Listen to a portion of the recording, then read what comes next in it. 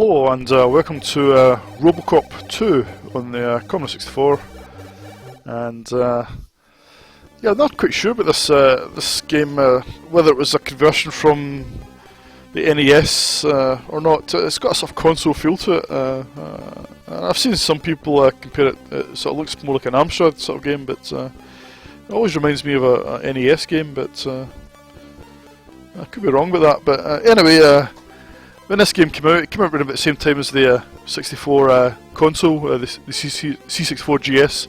So you see there's an option here to have a C64 GS joystick, or just a normal C64 joystick. Just means that you could press fire to jump instead of pushing up. Personally, it doesn't bother me, but the option was there, I suppose. So again, a bit more like a console game, where they used to have a second button to jump, but we'll just stick with up to jump because it doesn't bother me. So you can see it's got quite a, I mean, this is a cartridge only game, and so it's got quite some nice presentation screens. I mean, this is quite a cool screen, I think. So right away, again, more presentation screens, quite well done, but some slightly odd colour schemes, and they will get even odder. Yeah, here we go, and we're off. So while the first Robocop game, 64, was quite atmospheric and sort of downbeat, this is really strangely colourful and cartoony. And Robocop himself has got really heavy inertia. And he's quite tricky to control. I mean, I'm pushing him right now, and he's still skidding. And I think the objective is to collect these sort of flasks of nuke. If you've seen the film, nuke is the deadly virus, or the drug that people are all addicted to. It's not a virus, yeah, it's a drug.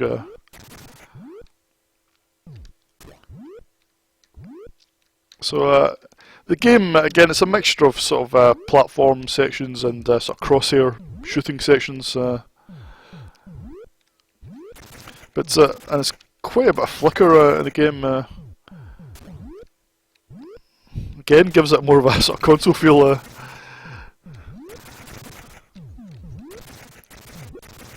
Oh, some fruits.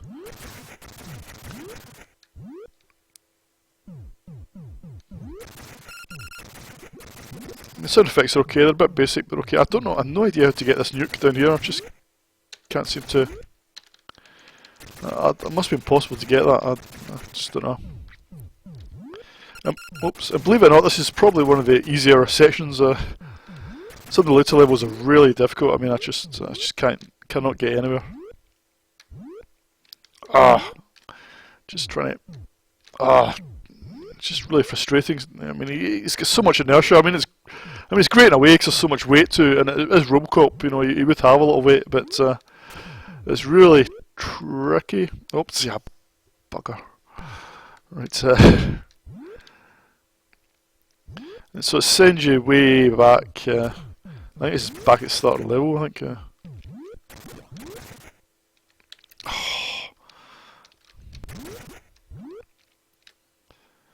I remember I had this a demo of this level. Or no, if that was another level, it's the third level, I think, or the second level. I had a demo that came with a magazine. I did play it quite a bit, but I could never complete it. It was just impossible. It's just too hard. And anybody that's got far in this game, never mind completed it, you know, they absolutely have my respect, because it's just so bloody hard. And it's not in a sort of enjoyable, satisfying way, you know, when you make progress. It's just, it's more like, you know, a feeling of disbelief that you've managed to make progress.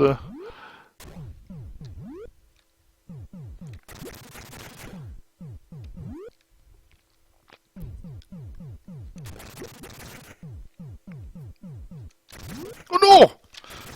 Right at the end of the level, managed to fuck up. Yeah, so it sent me all the way back to the start. Cheers! And you've got to collect all the nuke again. It's not like it's remembered that you're collecting any. So it really is just an exercise in frustration.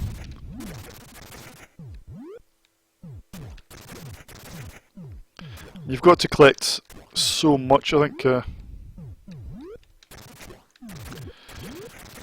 order to complete the level.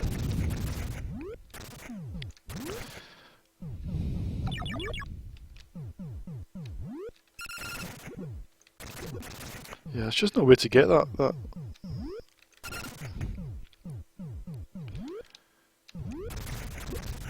Right. Oh, come on. Yep, so never really a big fan of this game. Oh, look at the flicker there, it's just terrible. Yeah, no, never a big fan of it. I mean, I can respect the fact that it tried to do something different, and you know, and it even looks different from your average Commodore 64 game. I'm not sure it's necessarily a good thing, but it certainly looks different. So probably not got enough nuke, and it sends us to this sort of shooting range section.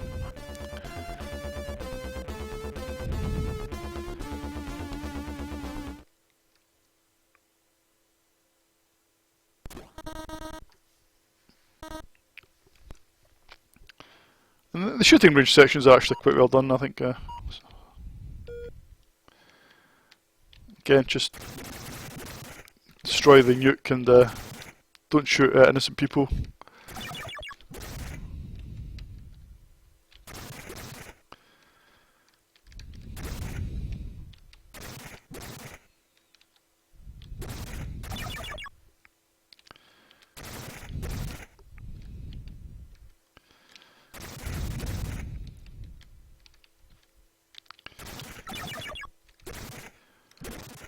But again, it's not as thrilling as Operation Wolf or anything like that. I mean, they were quite.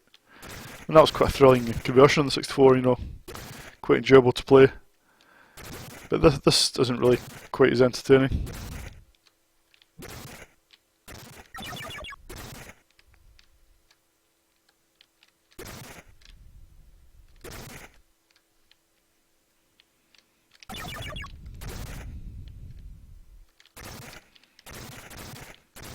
Oh, come on.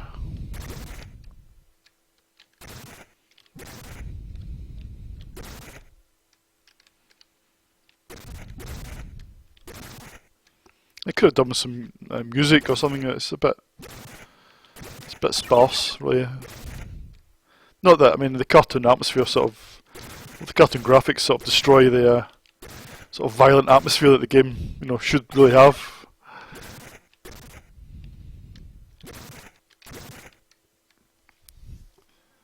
Oops.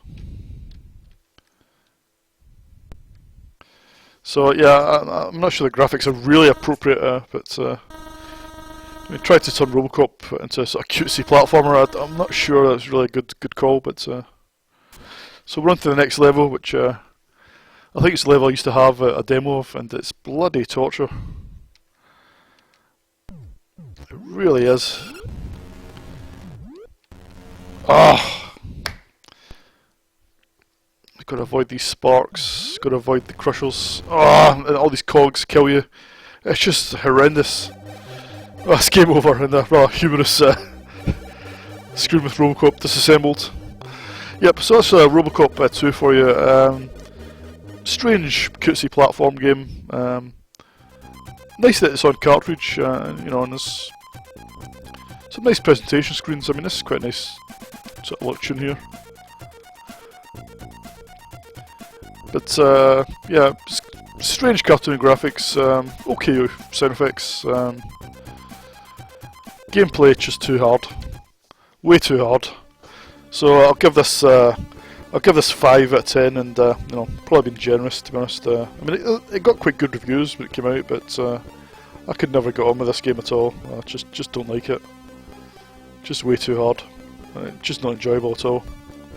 Right, well, that's all for this video. See you in the next one.